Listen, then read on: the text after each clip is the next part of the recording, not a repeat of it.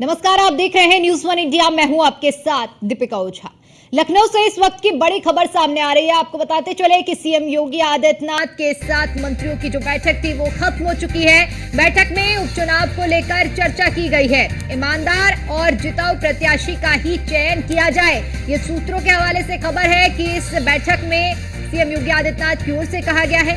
सिफारिश से टिकट नहीं दिया जाएगा, ये भी बैठक के दौरान चर्चा हुई है। उपचुनाव वाले क्षेत्रों में जातिगत समीकरण क्या है, इसको लेकर चर्चा।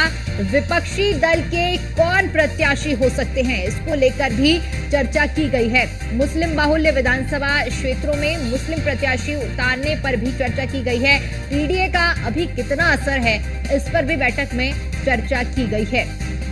तो आज मुख्यमंत्री आवास में मंत्रियों के साथ बैठक हुई है। ये वो मंत्री थे जिन्हें जिम्मेदारी सौंपी गई है उपचुनाव में, और 16 मंत्रियों के साथ बैठक हुई है। बैठक में तमाम तरह की मुद्दों को लेकर चर्चा की है। ये मुद्दे उपचुनाव से जुड़े हुए थे, जिसमें साफ तौर पर ये बात सामने आ रही है सूत्रों के हवाले से कि ईमानदार और जिताऊ प्रत्याशी का ही चयन किया जाए। सिफारिश से किसी भी तरह का टिकट नहीं दिया जाएगा। उपचुनाव वाले क्षेत्रों में जातिगत समीकरण क्या है, इसको लेकर भी चर्चा की गई है, और इसको समझने के लिए भी कहा गया है विपक्षी दल के कौन प्रत्याशी हो सकते हैं, इसको लेकर भी चर्चा की गई। मुस्लिम बाहुल्य विधानसभा में मुस्लिम प्रत्याशी उतारने पर भी चर्चा हुई है। और चूंकि पीडीए लोकसभा चुनाव 2024 में बेहद चर्चा में रहा है, ऐसे में पीडीए को लेकर भी चर्चा की गई है कि पीडीए अभी कितना असरदार है।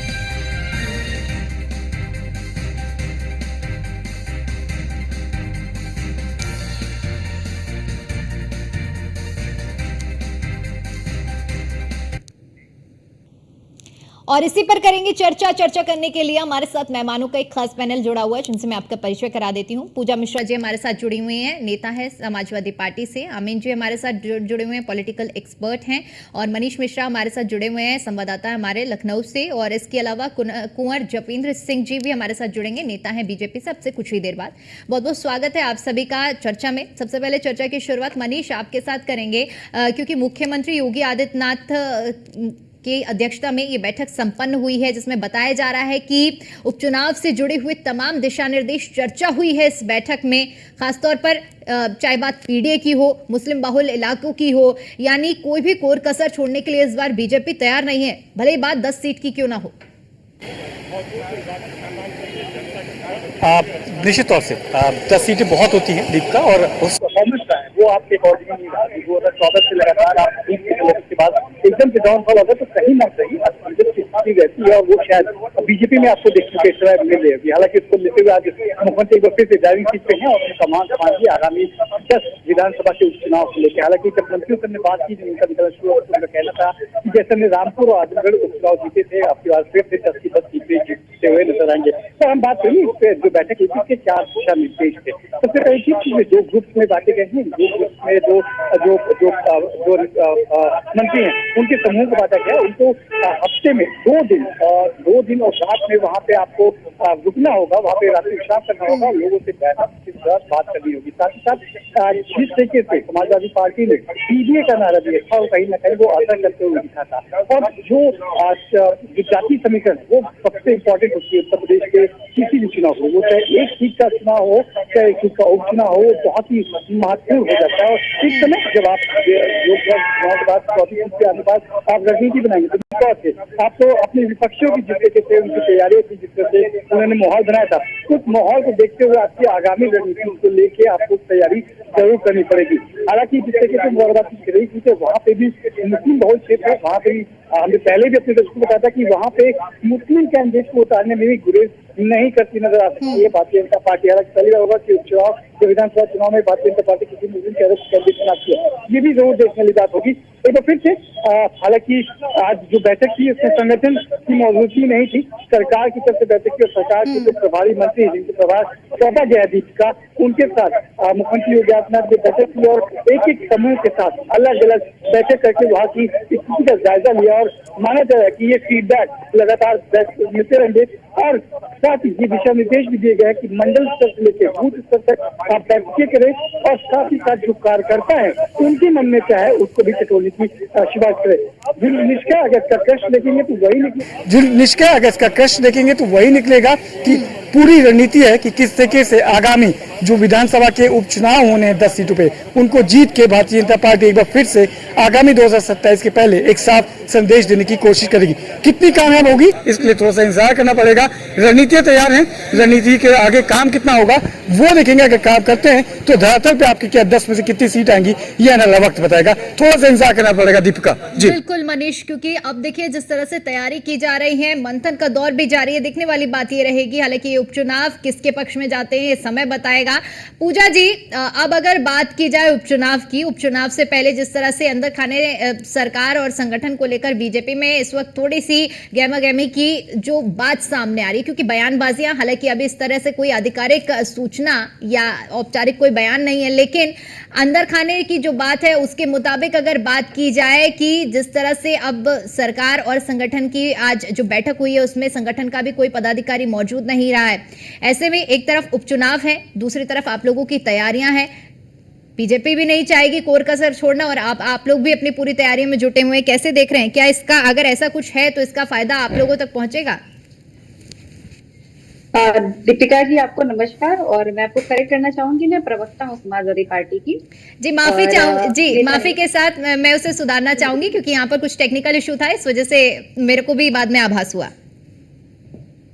जी जी दीपिका जी, पहली बात तो जैसे कि भाजपा ना इनके जो अंदर गाने कले चल रहे हैं उनके आंतरिक मामले हैं, जो मामले हैं जो उत्तर प्रदेश के या देश के जो मामले हैं उस पर लोग चर्चा नहीं कर रहे। जैसे कि माननीय मुख्यमंत्री जब परिणाम आया दीपिका जी ये लोकसभा चुनाव का, तो उन्होंने कैबिनेट मीटिंग बुलाई और कहे कि जो लंबित भर्तियां उनको पूरी की जाएंगी।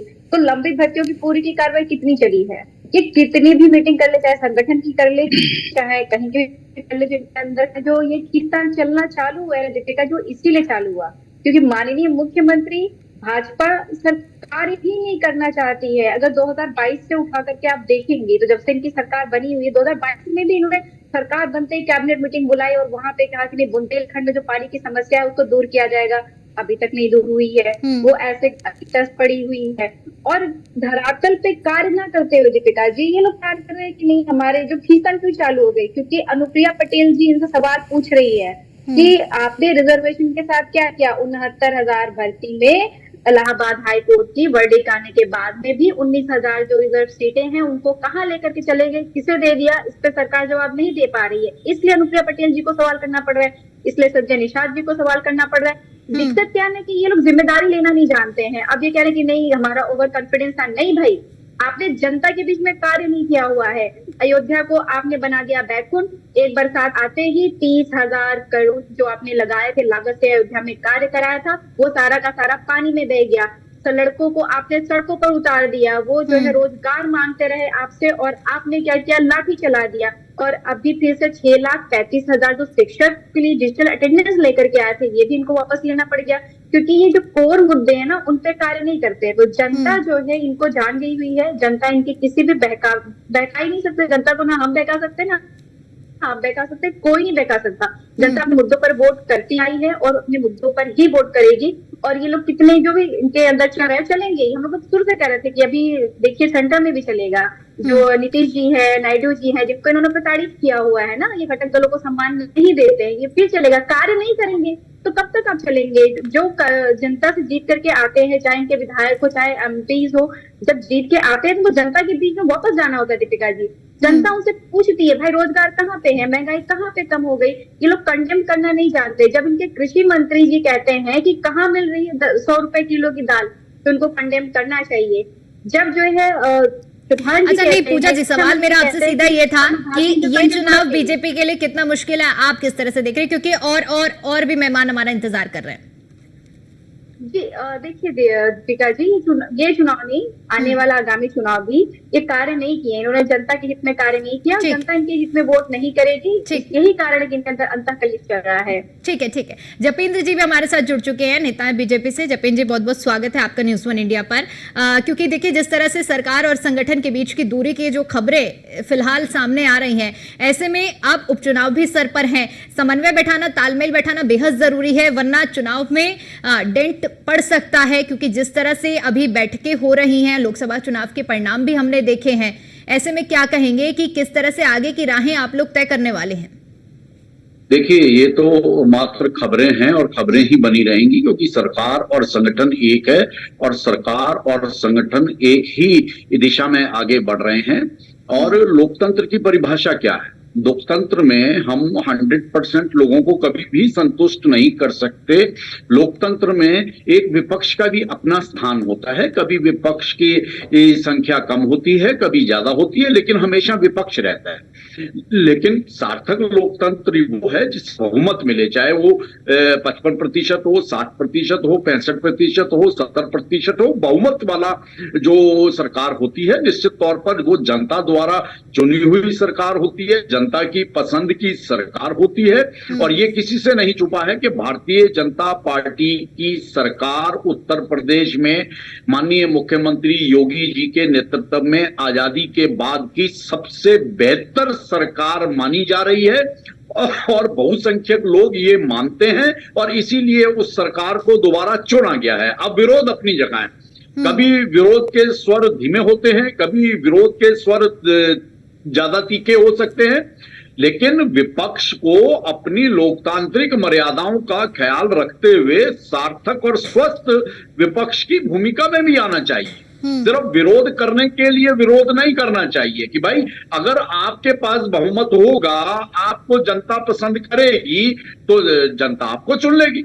लेकिन अगर जनता आपको नकार रही है, भारतीय जनता पार्टी की सरकार को चुन रही है, माननीय योगी जी को पसंद कर रही है, तो आप कितने भी प्रयत्न कर लीजिए, कितने भी षड्यंत्र कर लीजिए, कितना भी आप मुद्दों को तूल देने की कोशिश कर लीजिए, वो आपको कामयाबी नहीं मिलेगी। बल्कि ये जो ऊर्जा आप इन कामों में लगा रहे हैं, ये एक सार्थक विपक्ष की भूमिका में लगाएं, सुझावों में लगाएं, प्रदेश को आगे ले जाने की दिशा में लगाएं। जो सरकार अच्छा काम करती है वो याद की जाती है। और आज लोग खुद मानते हैं कि भारतीय जनता पार्टी की उत्तर प्रदेश में सरकार आजादी के बाद की सभी सरकारों में से, चुनी हुई सरकारों में से बेहतर सरकार है। इसीलिए वो जनता की पहली पसंद बनी हुई है और जनता बार बार भारतीय जनता पार्टी को सरकार बनाने का वहां मौका देती है। ठीक है आमिन जी, अगर बात की जाए, क्योंकि देखिए जिस तरह से सरकार और संगठन के बीच की जो दूरी पर इस वक्त हालांकि बीजेपी गंभीर भी है, लेकिन जो खबरें हैं, ऐसे में अगर बात की जाए उपचुनाव की, तो क्या माना जाए कि ये उपचुनाव बीजेपी के लिए मुश्किल उपचुनाव साबित हो सकता है अगर ऐसे ही समन्वय नहीं बैठा, तालमेल नहीं बैठा तो? दीपिका जी, ऐसा है, जहां तक सवाल है, अभी समाजवादी की प्रवक्ता कह रही थी कि ये जब मेंबर पार्लियामेंट के चुनाव हुए, उसमें जब कम सीटें आई बुंदेलखंड से, तो ये कहा गया कि इस पे जो है पार्टी विचार करेगी और करेगी। इनका ये कहना है, अच्छी बात है, बुंदेलखंड के बारे में अगर पार्टी ने सोचा है, रूलिंग पार्टी ने, तो अच्छा है। लेकिन इनको मैं एक चीज ये बता दूं कि पानी की समस्या एक दिन में हल नहीं होती है। और बुंदेलखंड में मैं रहा हूँ, बचपन मेरा गुजरा है बुंदेलखंड में, और मैं अच्छी तरह जानता हूँ कि बुंदेलखंड में परिस्थितियां क्या हैं। वर्ल्ड बैंक भी नहीं कर पाया अभी तक अपने पूरे वादे, और ना ही वहां पे पूरी कोशिशें हो पाई। कोशिश की जाती है, और समाजवादी की भी सरकार 5 साल रही, तो क्या उन्होंने हर क्षेत्र में पानी पहुंचा दिया? ऐसा नहीं है। देखिए, किसी भी पार्टी को इस तरह की बातें नहीं कहना चाहिए, क्योंकि वो खुद कर चुके होते तो दूसरे को इल्जाम देते कि वो नहीं कर पा रहे। मेरा सिर्फ ये कहना है कि देखिए, कुछ कमियां हो सकती हैं, शासन चल रहा है, और अगर पूरा ही कंप्लीट हो तो फिर क्या जरूरत है कि कुछ होना नहीं चाहिए। लेकिन नहीं, कुछ कमियां रहती हैं और उन कमियों पे ध्यान दिया जा रहा है। और जैसे न्यूज में देख रहा हूँ, कल से परसों से न्यूज चल रही है, उससे पहले जब पार्लियामेंट के चुनाव हुए उसके बाद से इनकी चर्चा चल रही है, इनकी मीटिंगें चल रही हैं कि क्या कारण था कि वोट ऑफ परसेंटेज गिरा। सबसे बात हो रही है अयोध्या की, उसके बाद बाई इलेक्शन आए एक अभी 13 तारीख को, तो उसमें भी बद्रीनाथ की सीट चली गई। तो उनका ये कहना है कि सब हिंदुत्व का मुद्दा कहाँ चला गया, क्या है। देखिए, हर आदमी अपने हिसाब से एक्सपेक्टेशन करता है। लोकल समस्याएं होती हैं, प्रधान का चुनाव होता है, उसका एक अलग मुद्दा होता है, परिषद का चुनाव होता है, उसका एक अलग मुद्दा होता है, असेंबली का होता है, उसका एक अलग मुद्दा होता है, और सेंटर का चुनाव होता है, उसका एक अलग मुद्दे होते हैं। सवाल इस बात का है कि ये लोग अगर सोच रहे हैं तो बहुत अच्छी बात है, एक अच्छी सोच है, पॉजिटिव सोच है कि कमियां हैं उनको दूर किया जाए, चाहे वो अभी अल्पसंख्यक के क्षेत्रों की बात हो रही हो, चाहे वो और दूसरे बैकवर्ड की बात हो रही हो, पिछड़े वर्ग की बात हो रही हो। अगर बीजेपी सोच रही है इस बात को, इसमें उसका सोचना बुरा नहीं है, उसको नहीं सोचना चाहिए। क्यों नहीं सोचेंगे? सोचेंगे इसलिए कि उसमें सुधार लाने की आवश्यकता है, ऐसा नहीं है। देखिए, अभी तक जहां तक सवाल है प्रशासन की बात है, तो मैं बिल्कुल इत्तेफाक रखता हूं कि बीजेपी की जो सरकार बनी हुई है, स्पेशली उत्तर प्रदेश में, मैं यहाँ का रहने वाला हूँ, मैंने देखा है पहले भी कैसा शासन था, किस तरह की फिरौतियां होती थी, किस तरह से लोग उठा लिए जाते थे, क्या क्या हुआ था। आज लॉ एंड ऑर्डर की पोजीशन, इसमें कोई दो राय नहीं है कि कोई कंप्रोमाइज नहीं है। योगी जी का लॉ एंड ऑर्डर पोजीशन की बहुत अच्छी व्यवस्था है। लेडीज शराब में घूम सकती हैं। आप देखिए, मैं आपको एक उदाहरण दूंगा कि अभी सुनने में आया था कि गाजियाबाद के एसएसपी ने कोई ऐसा निर्णय लिया जिसकी वजह से कोई प्रॉब्लम आई, उनको इमीडिएटली सस्पेंड करके लखनऊ अटैच कर दिया गया। ये है लॉ एंड ऑर्डर की पोजीशन। और मैं कभी देखता हूँ, मैं दिल्ली से जब जाता हूँ देखने के लिए, तो रात में भी पीसीआर घूमती है। पहले ये होता था पीसीआर का पेट्रोल पड़ता नहीं था। आमिन जी, पूजा जी हाथरस का मुद्दा उठा रही हैं। हाथरस में लॉ एंड ऑर्डर कहाँ गया था वो पूछ रही हैं। पुलिस नहीं आती थी सहायता के लिए, आज पुलिस 24 घंटे तत्पर है। इसी से आप देखिए, देखिए आप एक आध बात तो छोड़ दीजिए, हाईटेक हुआ था, एक बात है क्या, हाईटेक जो है हमारी सरकार में हुआ था। कितने बदमाश है वो मारे गए, कितने बदमाश है वो मारे गए। हमारी सरकार में उनको आप किसी तरह की इस तरह की परेशानियां नहीं है। जहाँ तक सवाल है, जहाँ परेशानियां नहीं, आप बताइए आपके टाइम में कितने बदमाश मारे गए, उत्तर प्रदेश से है। कितने बदमाश? इनके जमाने में बदमाश पाले जाते थे जी, इनके जमाने में पाले जाते थे। वही मैं कहना चाहता हूँ, इनके टाइम में बदमाशों को शरण दी जाती अजय मिश्रा जी, ये सब और प्रोत्साहन दिया जाता था। ये सब संत हैं, ये सब संत है, लॉ एंड ऑर्डर है, इसमें कोई दो राय नहीं है। इनके जमाने में बदमाश मंत्री बनाए जाते थे, इनके जमाने में सांसद में पहुंचाए जाते थे। आपके जमाने में सांसद की टिकट दी जाती है, सिंह क्या है, संत है? नहीं, देखिए, ये जनता कहती है, आपके कहने से कुछ नहीं होने वाला, या फिर चंद लोगों के कहने से कुछ नहीं होने वाला। उत्तर प्रदेश की बहुसंख्यक जनता मानती है कि योगी जी का शासन भारतीय जनता पार्टी की सरकार राज्य के सरकारों में से है। और निश्चित तौर पर यकीन मानिए, जनता बार बार योगी जी को चुनना चाहेगी, अपने मुख्यमंत्री के रूप में देखना चाहेगी। उत्तर प्रदेश के बदलते इस बार लोकसभा चुनाव में नतीजे क्यों उतर रहे? लोकसभा चुनाव अगर आप कह रहे हैं तो ऐसे में लोकसभा चुनाव में नतीजे क्यों उतर रहे हैं? 80 में 80 सीटों की बातें हो रही थी, कुछ तो वजह रही होगी। दीपिका जी, उन्हीं बातों पे मंथन चल रहा है जी। जो सुनने में आ रहा है। इनकी मीटिंग चल रही है और उनके पर विचार किया जा रहा है, और विचार करके उन समस्याओं को दूर किया जाएगा, चाहे वो जातिगत बात रही हो, चाहे टिकट देने की बात हो। क्योंकि ये मुद्दा शुरू में पूजा जी ने उठाया था। ठीक है पूजा जी, अपनी बात रखिए। जी, इन्होंने बोला कि बुंदेलखंड में ये रहे हुए पानी की समस्या यूं ही नहीं दूर हो जाती। तो आप बताइए, 2022 में जो उनकी सरकार बनी, उसके आगे क्या काम हुआ? एक काम नहीं हुआ। अभी इन्होंने जब क्या कि लंबित भर्तियां देखेंगे, नहीं किया, उसमें कुछ तो कार्रवाई करिए ना, कुछ तो आगे बढ़िए, नहीं बढ़े आप। तो ये चीजें जब कार्य नहीं कर रहे हैं ना, ठीक है, जपेन जी से जवाब ले लेते हैं। जपेन जी, बुंदेलखंड के लिए क्या योजनाएं चल रही हैं? पाइपलाइन देना जानकारी है, बहुत बुंदेलखंड पथरीला का करिश्मा होगा, नहीं करेंगे। और वहाँ वर्ल्ड बैंक से सेंट्रल गवर्नमेंट की स्कीम चल रही है, घर घर पानी देने की बात की है। अरे आप सुनिए तो, जवाब तो सुन लीजिए, जवाब सुनने का मजा की बात हुई है, और वर्ल्ड बैंक की स्कीम से उनका काम चल रहा है। हर घर में जल और नल पहुंचे। देख रहे कितना जमीन पे पहुंचे हुए हैं। अब बताइए, अयोध्या की सड़कें नहीं धसी है? नहीं धसे, बताइए क्या अयोध्या जलमग्न नहीं हुआ है? बताइए, निर्माणाधीन पुल गिर जाता है प्रधानमंत्री के संसदीय क्षेत्र से, बिहार में नहीं हुआ। बिहार में 17 ब्रिज गिरे हैं, बिहार में 17 ब्रिज गिरे हैं। मुझे बताइए उत्तर प्रदेश कितने ब्रिज गिरे हैं? मैं उत्तर प्रदेश देखिए मैं उत्तर प्रदेश की बात कर रही हूँ। मैं बिहार की बात कर रहा हूँ, अभी कल फिर गिरा एक ब्रिज। निर्माणाधीन तो आप ही की सरकार है। देखिए कोई कमी हो सकती अगर है। इसके बोले तो ज्यादा बेहतर रहे। 17 ब्रिज गिरे, 2 ही ब्रिज ऐसे थे जिनके लाइफ चलिए मुद्दे से भटकते नहीं है, मुद्दे से भटकते नहीं है। और जो उत्तर हमारा प्रदेश में ऐसी स्थिति नहीं है, मैं आपको आज बता रहा हूँ, आप बहुत बेहतर स्थिति है। नौकरियां दे दी आपने, कितने नौकरियां दे दी? चलिए ठीक है, उपचुनाव की तैयारियों पर बात कर लेते हैं। चलिए पूजा जी आप बता दीजिए समाजवादी पार्टी के उपचुनाव को लेकर कितनी तैयारियां, क्योंकि अखिलेश यादव भी अयोध्या में मुलाकात कर रहे हैं साधु संतों से। दीपिका जी आप ऐसे ही समझ सकते हैं कि हमारी तैयारी कितना है कि जो ये भी बात कर रहे हैं पीडीए की। अब तक इनको नहीं समझ में आ रहा था कि अल्पसंख्यक की जरूरत है या पीडीए की जरूरत है, अब पिछड़ों की जरूरत है। नहीं, इनको जरूरत नहीं थी।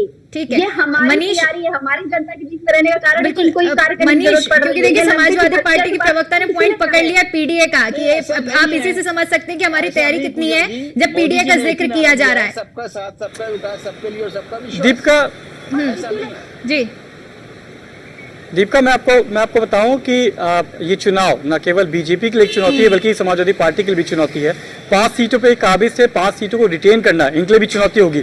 भले ही कॉन्फिडेंस हो, पर जिस तरीके से मैं बताऊंगा जिससे से आत्मविश्वास हो गया था समाज बीजेपी को, अगर ये अति उत्साहित होके और ज्यादा ओवर कॉन्फिडेंस होंगे तो नतीजा इनके परे भी जा सकता है। जिस तरीके से इन्होंने लीड किया था 2024 का लोकसभा चुनाव, उस तरह से अगर डील करते हैं और शायद जो पार्टी की तरफ बात हो रही है कि इंडी गठबंधन चुनाव लड़ेगा, कांग्रेस भी सीट लड़ेगी, तो कांग्रेस के लिए भी आसान नहीं होगा विधानसभा के उपचुनाव को जीतना।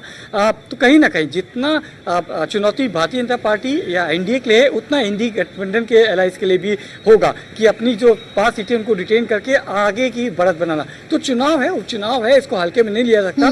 हर एक चुनाव अलग होता है दीपिका, हर एक चुनाव की इंपॉर्टेंस अलग होती है। और अगर उपचुनाव की बात करूंगा तो समाजवादी पार्टी के लिए 2014 के बाद से जो उपचुनाव है वो अच्छे रिजल्ट लेके नहीं आया, तो कहीं ना कहीं इनको मंथन करने की जरूरत जरूर होगी और मंथन करते हैं। अगर जिस तरीके से 2024 में रणनीति थी, अगर वो तैयार रहती है तो निश्चित तौर से एक कांटे का मुकाबला जरूर देखने को मिलेगा। जीत किसकी होगी ये तो आने वाला वक्त बताएगा, पर चुनाव रोचक होगा और दिलचस्प एक बार फिर से उत्तर प्रदेश में होगा, जैसे कि आपको हमेशा चुनाव दिखता है उत्तर प्रदेश में। ये तो आने वाला वक्त ही बताएगा कि गेंद किसके पाले में जाती है। फिलहाल के लिए आप सभी का बहुत बहुत शुक्रिया हमारे साथ चर्चा में जुड़ने के लिए और अपना कीमती समय हमें देने के लिए। तो उत्तर प्रदेश की 10 सीटों पर उपचुनाव होना है और उपचुनाव से पहले कई तरह की खबरें सामने आ रही हैं, जहां भारतीय जनता पार्टी में सरकार और संगठन में समन्वय बैठाने की बात की जा रही है। तो वहीं अगर बात विपक्षी गठबंधन इंडी गठबंधन की करते हैं तो इंडी गठबंधन ने भी पूरी तरह से तैयारियां शुरू कर दी है। अखिलेश यादव भी अयोध्या पहुंचकर साधु संतों से मुलाकात कर रहे हैं और इस उपचुनाव को जीतने की फतेह की तैयारी कर रहे हैं। देखने वाली बात यह रहेगी कि अब गेंद किसके पाले में जाती है इन 10 सीटों में। फिलहाल के लिए इतना ही, बाकी तमाम बड़ी खबरों के लिए देखते रहिए न्यूज़ 1 इंडिया। नमस्कार।